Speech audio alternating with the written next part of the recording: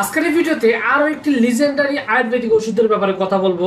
শুধু লিজেন্ডারি নয়, এটি এত বেশি মানুষের উপকারিতা হয় যেটা আপনি ভাবতেও পারবেন না। পুরাতন শ্বাসকষ্ট যাদের রয়েছে, পুরাতন হাঁপানি যাদের রয়েছে, পুরাতন কাশি যাদের রয়েছে, মোট কথা এই ওষুধটা আপনার ফুসফুসের উপরে যে সমস্যাগুলো হয়, শ্বাসকাশের যে প্রবলেমগুলো হয়, সেই প্রবলেমটাকে চিরদিনের জন্য স্থায়ীভাবে ভালো করার জন্য যে ওষুধটা সবচাইতে গুরুত্বপূর্ণ ভূমিকা পালন করে, সেই আয়ুর্বেদিক ওষুধটার ব্যাপারেই আজকের এই ভিডিওতে কথা বলবো। শেষ পর্যন্ত দেখলে আপনি একটা এত ভালো আয়ুর্বেদিক ওষুধের ব্যাপারে জানতে পারবেন যেটা আপনার ব্যক্তিগত জীবন, পারিবারিক জীবনে অনেক অনেক বেশি হেল্প করতে পারে। আর অবশ্যই ওষুধটি পার্শ্ব প্রতিক্রিয়া মুক্ত, যার কারণে আপনি এটা থেকে সত্যিকারের উপাদানই পাবেন। তো যাই হোক, যে ওষুধটির ব্যাপারে কথা বলতেছিলাম আজকের এই ভিডিওতে, সেই ওষুধটির নাম হলো কনকাসব।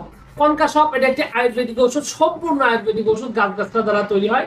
তো এই কনকাসব সালসা ঔষধটি আপনার যদি দীর্ঘদিনের আপনার মানে ফুসফুসের সমস্যা, বিশেষ করে আপনার হাঁপানি শ্বাসকষ্ট যদি থাকে, বুকের ভিতরে কফ ভর্তি থাকে, প্রচন্ড টান, শ্বাসকষ্টের টান, এটা দ্রুত কমানোর জন্য এই ওষুধটিতে উপকারিতা সেটা আসলে আপনি ভাবতেই পারবেন না, এত সুন্দর কাজ করে।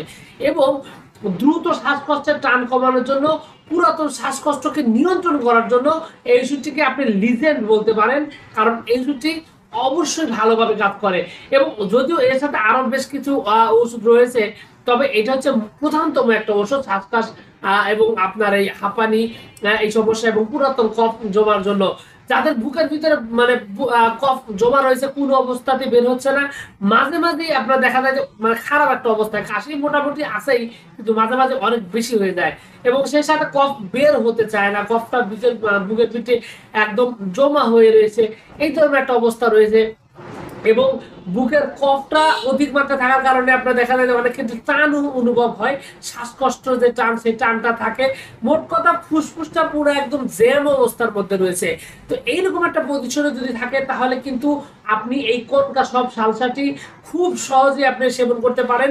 এবং এই সমস্যা বিশেষ করে শ্বাসকষ্ট হাঁপানির জন্য কিন্তু বিশেষভাবে কার্যকর। সে সাথে আমি বলে দিই, এখানে কিন্তু আসলে এই শ্বাসকাশের যে কথাটা বলতেছি, এটা কিন্তু সাধারণত দেখা যায় বয়স্ক লোকদের বেশি হয়। তো বয়স্ক লোকদের ক্ষেত্রে কিন্তু এটা আরো একটা বাড়তি উপকার করে, সেটা হলো যে যারা মূলত বাত ব্যথায় ভুগতেছেন, শরীরে প্রচন্ড রকমের ব্যথা রয়েছে, বাতের সমস্যা রয়েছে, ব্যথার চোটে নাড়াচাড়া করা একদম দুরূহ, কঠিন হয়ে যায়। এবং সেই সাথে আরো যে সমস্যাটি রয়েছে যে আপনার মানে যৌবন বয়সে একটু দুষ্ট টাইপের ছিলেন, এদিক সেদিক গিয়েছিলেন, দুই একবার সিফিলিসে আক্রান্ত হয়েছিলেন, এই ধরনের লক্ষণ যদি আপনার থেকে থাকে, এবং সিফিলিসে আক্রান্ত হওয়ার পর আপনারা জানেন যে শরীরে বেশ কিছু অসুবিধা দেখা দেয়, তো সেই অসুবিধাগুলোর কারণে শরীরে বাত ব্যথা শুরু হয়েছে এবং তার শ্বাসকষ্ট, হাঁপানি হয়ে গেছে, এই ধরনের লক্ষণ যদি থাকে, তাহলে কিন্তু কনকাসব একটা গুরুত্বপূর্ণ ঔষধ। এই কনকাসব সালসাটি এত ভালোভাবে কাজ করবে যেটা আপনি ভাবতে পারবেন না, যদি সঠিক মাত্রায় সঠিক কোম্পানির ওষুধটি সেবন করেন। কনকাসব কিন্তু আসলে অনেক বিকৃত হয়ে যায় ওষুধটি, বহু কোম্পানি এর কিন্তু মার্কেটে নানানভাবে মানে নিয়ে আসে, কিন্তু সত্যিকারের প্রকৃত যে আয়ুর্বেদিক কোম্পানিগুলো রয়েছে, সেই প্রকৃত সত্যিকারের কনকাসব যদি আপনি সেবন করেন, তাহলে কিন্তু আপনি এখান থেকে সত্যিকারের রেজাল্ট পাবেন। অন্যথায় কিন্তু এটা থেকে উৎকৃষ্ট রেজাল্ট পাওয়া সম্ভব না, কারণ ভেজাল ওষুধ অথবা আপনার নকল ওষুধ, সেটা দিয়ে তো আসলে আর সত্যিকারের উপকারিতা পাওয়া সম্ভব হয় না। তো এই কারণে কনকাসব নিতে গেলে আপনি অবশ্যই সত্যিকারের প্রকৃত যে কোম্পানিগুলো আছে সেগুলো সেবন করবেন।